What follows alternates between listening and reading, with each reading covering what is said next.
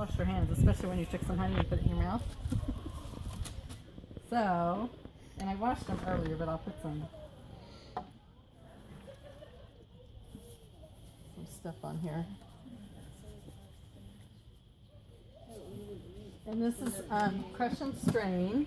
And so what I have here is, these are food grade. It's just some vanilla whip something that came from Fred Meyer. And I cut a hole and added the honey gate. This is one cut in half so that I can put a, it's a paint strainer, 5-gallon paint strainer. Home Depot, Lowe's, wherever.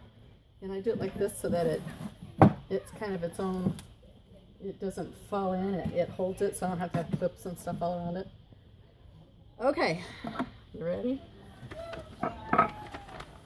First I want you to lift this up. Heavy. Go ahead and toss it around. Don't drop it.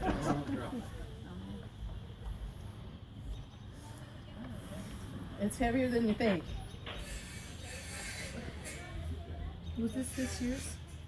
It came out of a hive that survived the winter, and I thought, well, there's still lots of honey in here. I'm taking one. How do you keep your queen out of that? Or like the brood and that at the top? They just do automatically. You can see pollen in here and nectar. And I don't have a knife with me, so I'm just going to tear this off because I don't want to do. What kind of? If you'll move this, I'm going to drop this in here. No problem. Honey by me, eat. Great.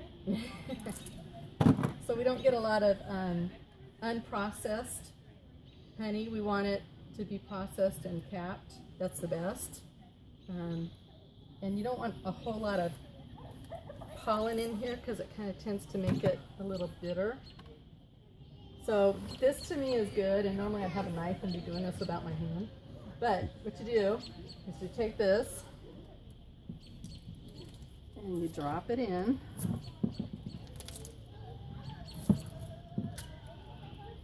And I'll put this out for the bees to finish. And with your clean hands, you just come in here and you crush it.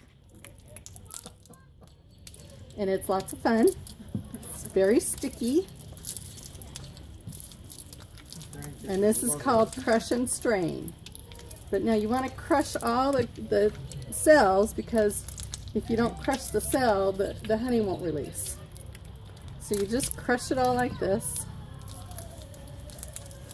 If you want to stick your finger in here and grab some, you can. You said it as long as it was like a good amount full. As long as it's cured, that's not the right word, but as long as it's capped, then you know that the moisture content is correct. Because they won't cap it unless it's down to, I think it's 18 to 20% moisture. If you, yeah, if you... You referred to this as Crush+Strain. Is that the name of the method? Crush+Strain, yes. Crush+Strain. Yeah. Okay, I got that wrong. So, what was I saying? Oh, if it's got too much moisture in it, or you have too much nectar, uncured nectar, it can spoil. But once it's been capped, it won't spoil. It'll last for years and years. You can smell it. Yeah. Yeah. Normally I do it in that container and then pour it into this one, but I thought this would be the best way to show this. And this way does get pretty much all the honey out after a while. Uh-huh. Now it's cold today, so it'd take a long time to do. And if somebody would, what I want you to do, let's see. Scrape you off. Wait, No. sure. Wipe it on your pants. Yeah, really. Can you lift the whole thing and make sure that the strainer stays there so they can see it dripping into the bucket? Sure. Or like, You want to lift the strainer up. Yeah. No, just lift up the whole, whole second. Oh, There you go. So now it just strains oh, nice. into that bucket.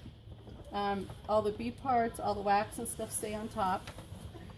Generally it'll take 4 to 5 days if it's in the house where it's warm.